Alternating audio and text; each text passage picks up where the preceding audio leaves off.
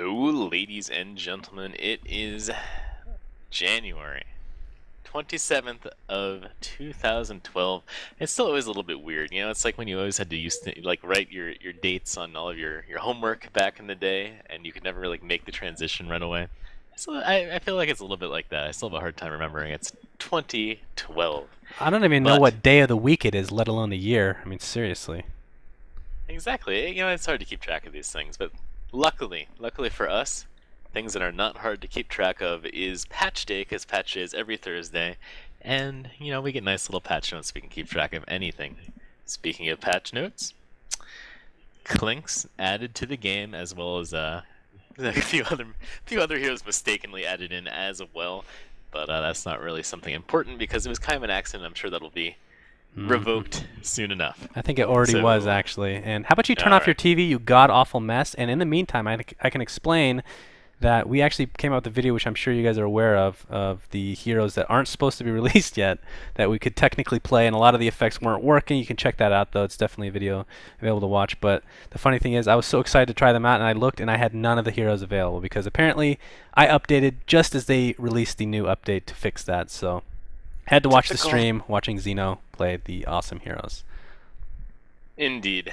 So for all of you that did not get to see that, there might be a little bit of a sneak peek coming up on the Dotacinema YouTube site or page or whatever soon enough. But we of course will save Clinks for last and jump right into the patch notes. In all honesty, this is kind of more what I was expecting last week, where you get one new hero, no real changes, you know, and then the usual tweaks for the hero they added last week before adding him to Captain's Mode. And that's basically what they did. You know, they added legacy key support for Invoker, very important for the idiots that still use legacy keys. Um, and I always hate when I do this because I know it's going to make the patch update go a little bit long. But this is the same thing as like when StarCraft 2 came out and all the Brood War people were like, oh god, these keys suck, I have to have legacy keys, this is ruining the game for me. It's like, no, the new key system is better. It's just that you have to take some time and suck a little bit at the beginning to learn it. It's like you and the shop in a certain other game where you were very stubborn. You know, you stuck with the old shop, even though the new one was technically probably a little bit better. Well, you can argue that fact on that last one. But regardless, that is a correct notion in the fact that people are just really stubborn. And I can't blame them totally, because you're used to something for so long and you're like, well, it doesn't affect me in any way negatively, which you'd be surprised. Like, I remember when Omni Slash, I can't remember what the key was. It used to be something that was, It was like N or yeah, something it was like that. N or something, and then they made it even farther down the keyboard eventually, like an O or something ridiculous. I don't know the exact scenario, but at that point I'm like, oh my god. Like, I tried to get like war keys back in the day working, and it was just such a pain in the ass that when I switched to another game and now Dota 2, the QWER system is seriously an absolute dream. So yeah, if you're one of those stubborn people, then you know, by all means, stick with whatever you like, but it is beneficial, and it will actually make you, even though it might be marginal, it will literally make you better at the game over a small amount of time. I'd say, I mean, a week. Give it a week, and you'll be used to it by then. Like, it's not even... Yeah, but you know, on the plus side, a certain someone might have not accidentally cast an ultimate as Titanhunter when we're right about to have a team fight. You know, just throwing that out there. Yeah, if you have If you use really legacy fat keys. fingers and you want to hit E, sometimes you'll hit R, so just keep that in mind. But no, that, honestly, I was afraid of that when the QWER system was introduced in the other game. We'll leave it at that. But that is literally in that 2-year span, and now the few months I've been playing Dota 2, this is the first time it's ever happened to me, so it's really not that big of a deal. I have to say, I kind of jokingly said that we could really focus on this legacy key thing, and that's probably the longest we could possibly go talking about Yeah, that. this is a very small patch update, but we can talk for an hour if we want. This is like when you have that soup that you just throw a bunch of crap in there because you don't really have anything good to eat, and you're really trying to stretch it out, you know. Anyways, Invoker also added to Captain's Mode, which is kind of the only thing I really wanted to see him in. I am sick of playing against that hero Ugh. in regular games. Absolutely sick of the Tornado EMP combination of absolute early game horribleness. Yeah, So, I mean, in pub games, he's broken. Just plain it's not even like if you have somebody that's somewhat competent, they're going to be able to get that combo off, and that combo is enough to completely destroy you throughout the game. I mean, 400 mana burn any time in the game is pretty devastating, especially early to mid game. But I am going to be really excited to see him in the hands of some of the professionals in professional games. because that is where he really shines, and you get to see a lot of his other abilities. I mean, I think the most common build with him, as far as skill builds concerned, that I've been seeing at least in the pubs, and it remains to be seen what's going to happen in the competitive play, is Cold Snap in the early stages of the game, and then eventually turn into the Tornado EMP death combination, if you will, which is just disgusting, and a little bit of other spells in between. But yeah, it's going to be fun to see in competitive play. Yeah, very good hero. Not only do you get to see variety in skills, we might actually get to see a little bit more variety in actual heroes played, because I'm assuming eventually Invoker will be one of those heroes that's probably banned a significant amount of times in these competitive games. Oh, yeah. So with him being banned, that leaves a slot open in the actual picking phases for another hero. We've kind of joked around a little bit about the usual bans acronym, which is ban F. I don't know what the F is. If it was an S, it would have made a lot more sense. But this is for you guys to remember. Ban F, or BAMF, is Broodmother, Anti-Mage, Night Stalker, and Furion. So anytime you guys are wondering who the heck you should ban, there you have it. Honestly, you could just say BAMP, Prophet. BAMP? Prophet? Yeah, BAMP.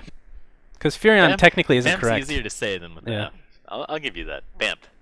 How about that, guys? But now Invoker's in the mix, so I don't know how that's going to mess with that acronym. Banny? Yeah, that's not bad. I don't know. Anyways, there are some Invoker fixes. The casting range. No. I'm going to interrupt you. Oh, iBan. That's amazing. It's like an iPhone app. I would agree with that. That's okay. That's beautiful. iBan. But then that means Furion's in the mix. mix. Copyright that right away. Yeah, seriously. Well, I'm pretty sure Apple's already over that, because they're pretty obsessed with the whole patenting system. Yeah, but continue, please, by all means. They probably just have a patent on the lowercase I beginning any kind of word. Yeah, it's pretty god awful. And if you guys haven't noticed, not to interrupt you, for the second time in about 30 seconds, which isn't quite a record, but it's something I'm very proud of doing, I do have a new microphone. I do sound completely different and hopefully better for most of the people out there. My room is very echoey, so the last microphone that I was given was not very good in that respect. And thanks to Neil, who's the head of Dotacinema, for sending me a beautiful PC 360 headset, and I must say it's a real dream. Aside from getting some sugar from my donut into the actual microphone hole, which I've yet to clean. On the first day. Yeah, on the first day. So I need to find a way to get around that. Indeed. Yeah, your room's like a freaking amphitheater or something. It's ridiculous. I kept telling this guy to get like tapestries. Like, he's Persian, right? Like beautiful Persian tapestries, like you would see in, of course, the traditional Prince of Persia games. But unfortunately, he did not go for it. I do have rugs. I could put some rugs up. It just looks horrendous. Oh, I mean, right now it doesn't matter. I don't echo. Must have like tapestries just like stored somewhere. Like, that's a Persian thing. Racist. Invoker got some nice fixes. EMP casting range got changed. So yay. Basically, just the general. Here are the things we messed up and need to fix before introduced to Captain's Mode thing. So moving on to the interface. Again, guys, this is a very kind of sparse patch, so not too much to talk about, but this is actually a pretty big deal for something so small. They fixed a lot of the hero buttons being disabled after playing in a CM game, and not only is this annoying for those of us that like to do in-houses or just play in scrims or kind of fun games like that, but on the competitive level, very annoying for them too. I have not been casting those games nearly as much as Sunspan has, and I know firsthand how many times games need to be like remade or just lots of bad stuff happening. So happy to see that fix. Yep, I can't really add anything to that other than if you guys have seen any of my casts, then you'll know that I cry every time this happens, which is pretty much every time. But yeah, that was a week of hellish, god-awful bugs. That is the biggest one probably, so we'll see if they end up... I can't remember what the other bugs were. I know there's a couple other ones they didn't fix. But yeah, past that, they added a dash ping command, which is funny because I was actually trying to type that in a game. I think it was a couple days ago, I guess. And it didn't do anything. I was like, oh wait, was this even implemented at any point? And then I see this in the update. I'm like, oh, okay, so now it's implemented. So that's good to see. Indeed.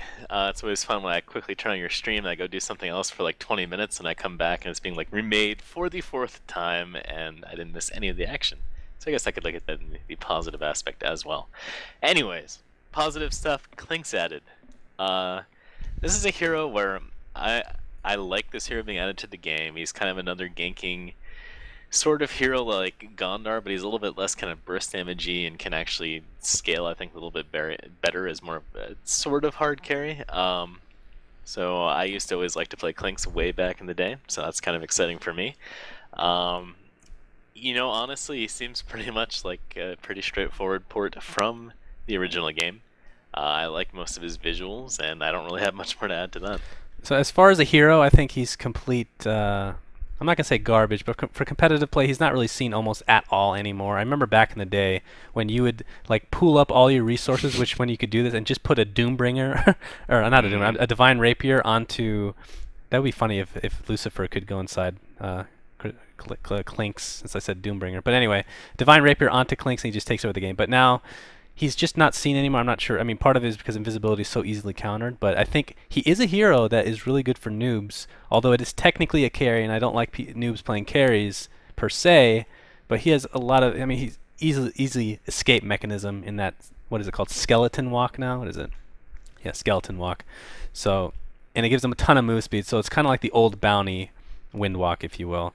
But as far as one more mechanic I wanted to bring up is the ultimate, which they changed since the last time I played it, which of course was like a couple years ago. So that's the biggest change for me, is that you can actually get a buffer of health past what your max health is, which I think is really freaking cool, and it actually adds a little bit of uniqueness to that ability. So I like to see that. And as far as visuals, this might be the best looking hero, I think, honestly. Like, only because everything revolves around fire, and right now fire is the best effect in Dota 2. Like, if you look at the difference between fire and ice, ice is like just garbage, basically.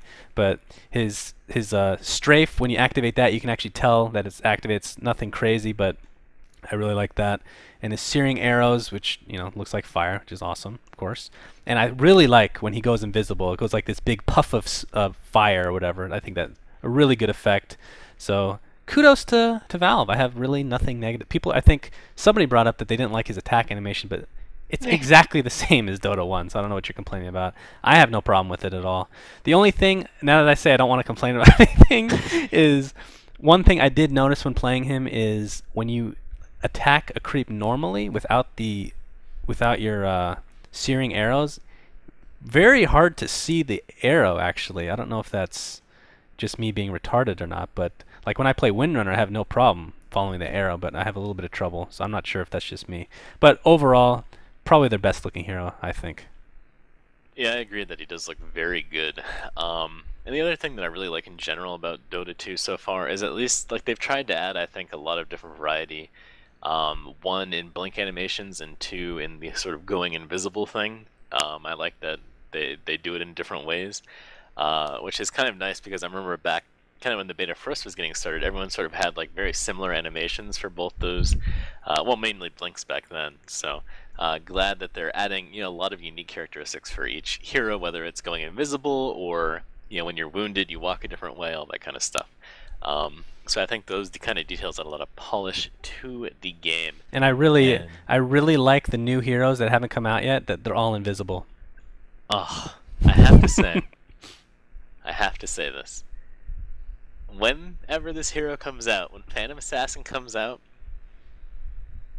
the animation for her crit is literally my favorite animation in the entire game so far. And not only that, yeah. God, it is so sick. It looks really ridiculous, and I'm sure it's in the video that Neil posted not too long ago. But I have to add to that is the best name of any skill in any game I've ever played is that same Phantom Assassin Ultimate coup de grace. Best phrase ever. I freaking love it for some reason. Or coup de grace if you're from Texas. Yeah, if you're white trash, in other words. I didn't say it. Anyways, so there's something to look forward to. Neil, I hope you did not screw up, and I hope that animation is in that video, because I'm not even exaggerating. That by itself made me so excited for that hero to come out. It's just, oh, so good. Indeed. Anyways, with that really does wrap up this patch note session, of course, here with Suns Fan. I'm Xenocide. We really managed to stretch this one out, I think. I think we made a nice soup out of a couple rocks and some leftover...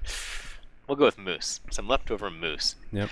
And I just want to say... enjoyed? Yeah. Hopefully you enjoyed. You mind if I close this, Zeno? You know what? No, but I think you need to add like a little counter for interruptions. Yeah, no. I'm just kidding. Take it away, good sir. All right, well, thanks, Zeno. But also, I just want any suggestions you guys might have for how to better these patch videos, because I know a lot of you are very frustrated that you don't have the game, and I do apologize. We are trying to get more keys, but I promise you that once once you do get keys, or once the game is released, then these videos are going to become a lot more popular because people are actually, you guys are going to be way more interested in this. So if we could just get the badness, I guess, out of what we want to do, then any suggestion would be helpful. Other than that, check out our stream at own3d.tv/Dotacinema, where we did this live with many people viewing, decent amount of people viewing. And also we do a lot of tournament shoutcasts through there as well. So thanks to Zeno. My name is Sunsfan. Love you guys.